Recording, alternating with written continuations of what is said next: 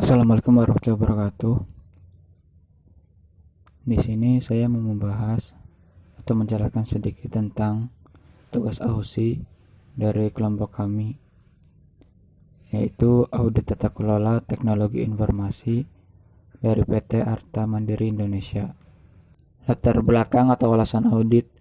Audit perusahaan PT Arta Mandiri Indonesia merupakan salah satu perusahaan dummy yang bergerak di bidang MICE. Perusahaan ini sudah berdiri sejak 2013 dan memiliki klien yang beragam dari berbagai faktor, mulai dari pemerintahan sampai perusahaan besar. Audit sistem informasi ini dilakukan pada perusahaan untuk mengetahui sejauh mana tata kelola IT yang sudah diimplementasikan. Audit ini dilakukan menggunakan framework COVID 2019. Selanjutnya yaitu profil perusahaan. Dari hasil wawancara yang dilakukan oleh tim bersama dengan manajer operasional, yaitu Bapak Hendra Suhandri, diketahui visi dan misi serta struktur organisasi perusahaan sebagai berikut. Untuk visi dan misi perusahaan. Visi menjadi perusahaan solusi manajemen acara terkemuka di kawasan Asia Tenggara dan menganekaragamkan industri MICE untuk memastikan pertumbuhan yang berkelanjutan. Untuk misi yang pertama, mengembangkan manajemen di dalam perusahaan dengan meningkatkan skill masing-masing individu dengan mengikuti sertifikasi dalam bidang MICE secara bertahap. Yang kedua, mampu membangun jaringan mitra pelanggan di dalam instansi pemerintahan, perusahaan swasta, dan asosiasi dalam skala nasional atau internasional.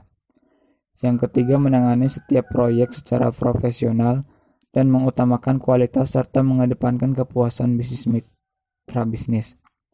Yang keempat, mampu meningkatkan nilai tambah perusahaan dengan kinerja manajemen terhadap teknologi dan informasi. Selanjutnya yaitu enterprise goal dan alignment goal perusahaan. Visi dan misi perusahaan selanjutnya diselaraskan dengan enterprise goal dari framework COVID 2019 yang dilakukan dengan persetujuan dari manajer operasional. Enterprise goal PT Arta Mandiri Indonesia adalah sebagai berikut. Yang pertama yaitu manage business risk. Yang kedua, customer oriented service culture. Yang ketiga, staff skill, motivation, and productivity. Setelah enterprise goal didapatkan, kami berbicara dengan Kepala Divisi IT, Bapak Suarsono, untuk mengetahui visi misi dari divisi IT yang ada di perusahaan.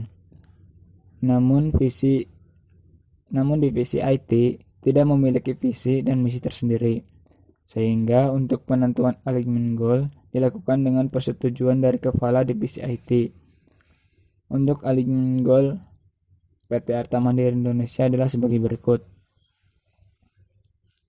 Yang pertama, realize benefit from an IT enable invest and service portfolio. Yang kedua, delivery of INT service in line with business requirement. Yang ketiga yaitu deliver a program on time, on budget, and meeting requirement and quality standard. Yang terakhir yaitu competent and motivate staff with mutual understanding of technology and business. Untuk tahap selanjutnya yaitu tahap penilaian, yaitu tahap menentukan nilai-nilai dari desain faktor menggunakan toolkit COVID 2019 yang sudah disediakan.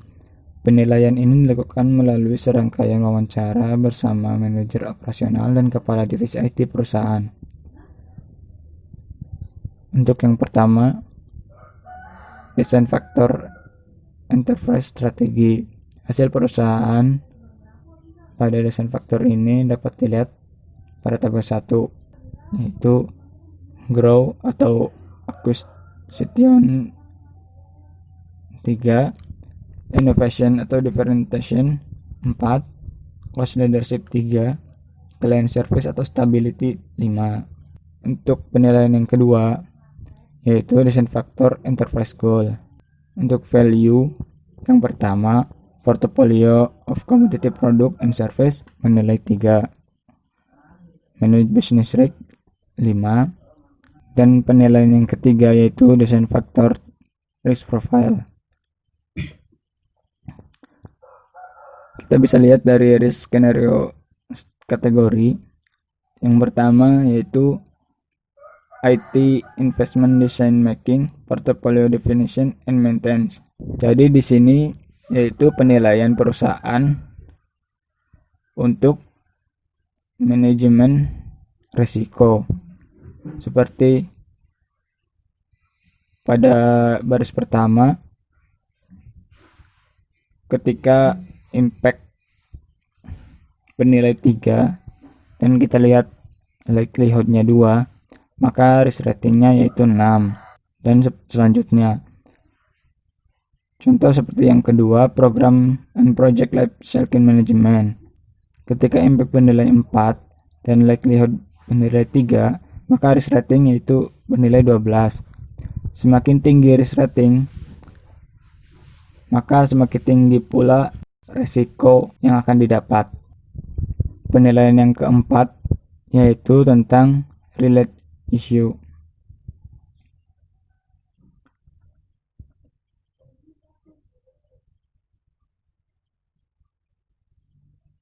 Jadi di sini berisi tentang isu-isu yang ada di suatu perusahaan atau di perusahaan tersebut. Selanjutnya itu penentuan domain dan responden audit. Penentuan domain audit: setelah diidentifikasi tujuan, risiko, dan permasalahan perusahaan menggunakan desain faktor 1 sampai 4, didapatkan domain yang menjadi prioritas yang akan menjadi dasar dalam penentuan domain audit. Dari setiap desain faktor terdapat beberapa domain prioritas yang dapat dilihat. Yang pertama, untuk desain faktor enterprise strategy didapat domain APO 11, BAI 04, DSS 01, DSS 03. Enterprise goal APO 12, 13, BAI 05, 06, dan DSS 05. Untuk risk profile yaitu APO 11, BAI 01, 04, 05, 09, 11, dan DSS 02. Dan yang terakhir yaitu IT related issue. Untuk domainnya yaitu APO 03, APO 04, 07, 10, dan BAI 01, 04, 09, 10, dan 11. Dari seluruh domain tersebut, pihak perusahaan menyetujui untuk dilakukan audit pada domain APO 11, BAI 04, 05, dan 06. Yang kedua yaitu penentuan responden audit. Agar pengumpulan data dapat dijalankan, dibutuhkan beberapa responden dari pihak perusahaan yang akan menjawab kuesioner pernyataan terkait domain audit. Responden pada audit ini berjumlah 7 orang, terdiri dari 1 orang manajer operasional, 1 orang kepala divisi IT, dan 5 orang dari divisi staf IT PT Arta Mandiri Indonesia. Selanjutnya yaitu proses audit dengan domain yang ditentukan. Yang pertama domain APO 11 yaitu tentang manage quality. Pada domain ini perusahaan memiliki target level kapabilitas 3 dan saat ini perusahaan berada pada level 2. Analisis kesenjangan pada domain ini yaitu sebesar 1.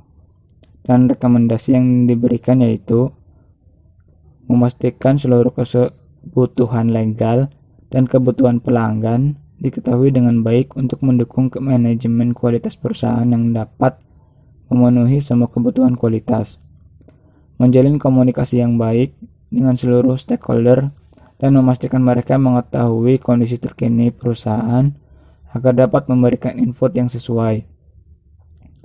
Memperbaharui layanan yang diberikan kepada pelanggan, terutama layanan di bidang IT yang berkembang dengan cepat, dan seterusnya. Domain selanjutnya yaitu domain BAI04, yaitu tentang Manage Availability dan Capacity.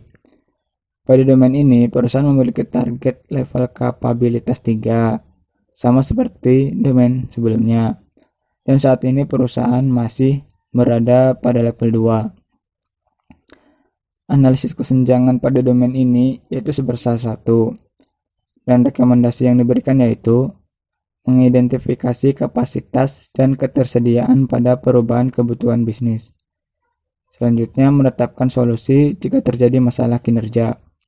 Mengadakan proses pemantauan dan laporan informasi secara rutin.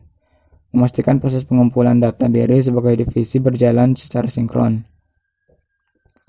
Yang ketiga, yaitu domain BAI05, yaitu Manage Organization Change. Pada domain ini, perusahaan memiliki target level kapabilitas 2, sama seperti domain-domain sebelumnya, dan masih berada pada level kapabilitas yang sama. Analisa kesenjangan pada domain ini yaitu sebesar 0. Rekomendasi yang diberikan yaitu untuk tercapainya suatu perubahan di perusahaan harus dilakukan oleh seluruh anggota. Selanjutnya, domain BAI01 atau Manage IT Change. Pada domain ini, perusahaan memiliki level kapabilitas atau target 2 dan berada pada level kapabilitas yang sama. Analisa kesenjangan pada domain ini yaitu sebesar 0. Rekomendasi yang diberikan yaitu memperbaharui secara berkala tentang prosedur perubahan darurat perusahaan, memastikan semua perusahaan yang sudah terdokumentasi, mengevaluasi dan otorisasi perubahan darurat, dan melakukan penjadwalan permintaan perubahan. Dari audit yang dilakukan pada domain di atas, dapat diketahui analisa kesenjangan pada keseluruhan domain yang dapat dilihat pada tabel ini. Untuk domain yang pertama, memiliki level kapabilitas 2, ketiga 2, yang kedua 2, yang ketiga 3, yang keempat yaitu 2. Untuk level kapabilitas target 3332 dan memiliki kesenjangan 1101.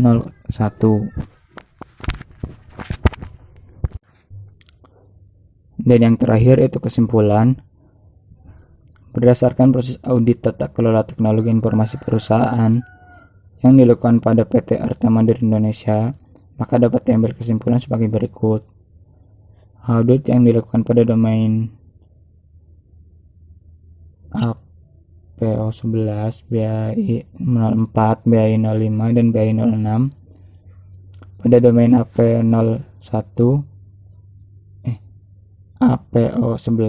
BAI04, dan BAI06, perusahaan berada pada level kapabilitas 2 yang mendefinisikan bahwa proses pada domain tersebut telah diimplementasikan dan mencapai tujuan organisasi dengan pengelola layanan yang baik.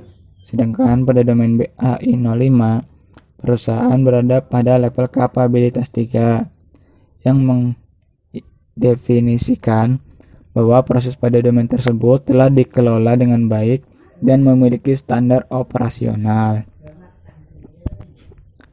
Yang kedua, dari kondisi level kapabilitas perusahaan saat ini dan perbandingannya dengan target level kapabilitas yang ingin dicapai, didapatkan suatu kesenjangan level yang beberapa domain berbeda.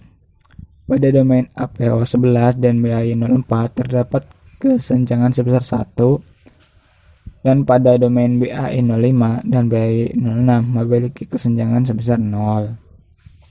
Yang ketiga, rekomendasi yang diusulkan di setiap domain dapat digunakan oleh pihak perusahaan untuk meningkatkan kualitas perusahaan dalam aktivitas operasional dan menghadapi permasalahan. Sekian dari penjelasan